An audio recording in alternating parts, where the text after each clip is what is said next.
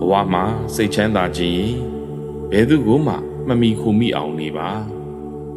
ကိုလုံနေတဲ့အလုပ်ကိုအကောင်းဆုံးစိတ်ထားနဲ့အကောင်းဆုံးလုပ်ပါ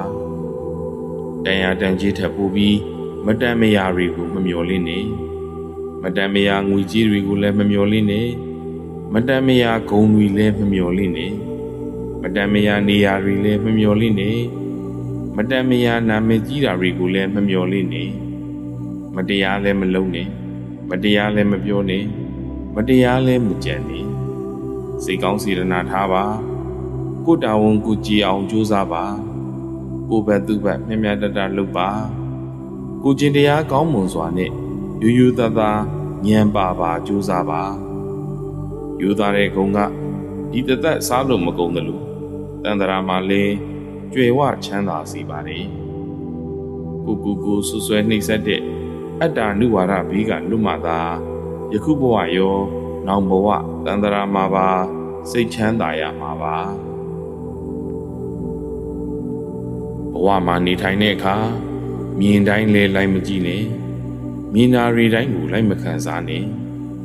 ကြားတိုင်းလဲလိုက်နားမထောင်နဲ့ကြားတာရီတိုင်းကိုလိုက်မခံစားနဲ့သိတိုင်းလဲလိုက်မပြောနဲ့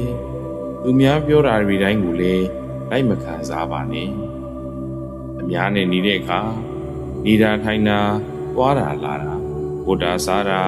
ပြောဆိုပြုမှုဆက်ဆံတာတွေကိုဂရုစိုက်ပါကိုကြောင့်သူများတွေအာကုသို့မဖြစ်စေဘူးလို့တလို့ကိုအတွက်လည်းအာကုသို့မဖြစ်ရအောင်နေထိုင်ပါတယောက်တည်းနေတဲ့အခါအတွေးတွေကိုဂရုစိုက်ပါအတွေးတွေကိုတွေးမှန်းသိအောင်တွေးနေတာတွေကိုသတိထားနိုင်အောင်ကြိုးစားပါမကောင်းတာတွေတွေးမိရင်တွေးမှန်းသိပါမကောင်းတာတွေကိုစက်မတွေးပြအောင်ကိုယ့်အတွေးတွေကိုထိန်းထားနိုင်အောင်ကြိုးစားပါကောင်းတာတွေများများတွေးပါစိတ်ချမ်းသာစရာတွေကိုများများတွေးပါအတွေးတွေတိုင်းကိုသတိလေးနဲ့ထိန်းထားနိုင်ဘဝမှာနေရတာစိတ်ချမ်းသာနေပါလိမ့်မယ်သာသနာ့တွင်ဆရာတော်